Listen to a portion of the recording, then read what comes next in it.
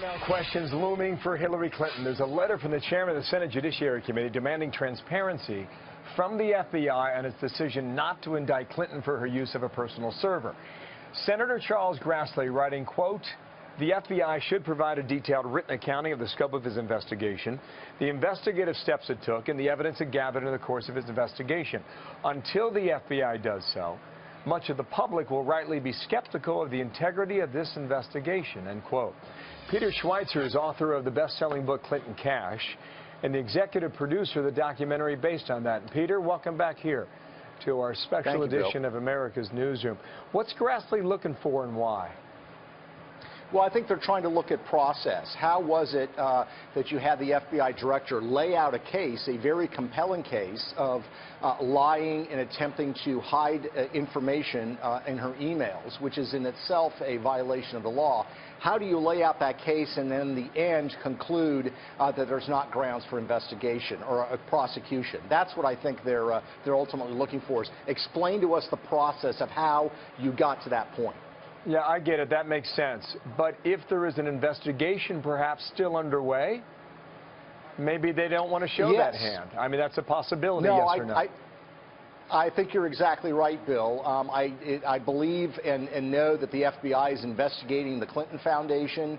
I don't know the extent of it. I don't know where they are in that investigation, but that is going on. And I think you are quite right that the FBI is probably going to be reluctant to talk in detail about their procedures and process as they were looking into the email server, given the fact that they are still looking at the Clinton Foundation. A Clinton Foundation investigation could be massive, Peter. It is. And it could take a very long time, correct?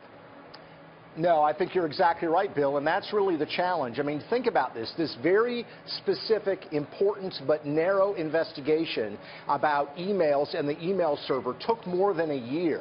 When you're talking about the Clinton Foundation, you're talking about a global enterprise, money coming from around the world, more than $2 billion worth of B collected, decisions made by Hillary Clinton as Secretary of State, communication between Bill Clinton and his aides and the State Department during her tenure. It's a whole lot more complicated than an email investigation. And you're right, I think it's going to take a substantial amount of time.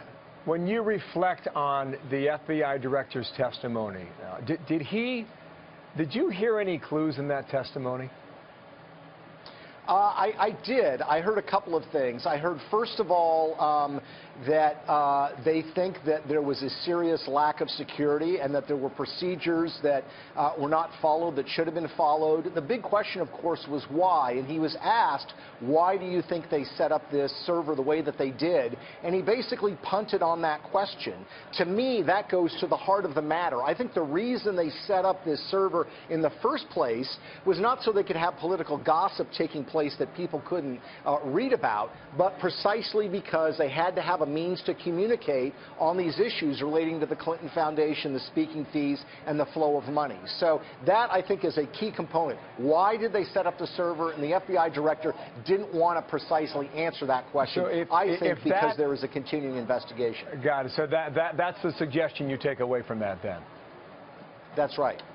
Okay. Now, lawmakers, people like Chuck Grassley, they gave him a deadline. The deadline has come and gone.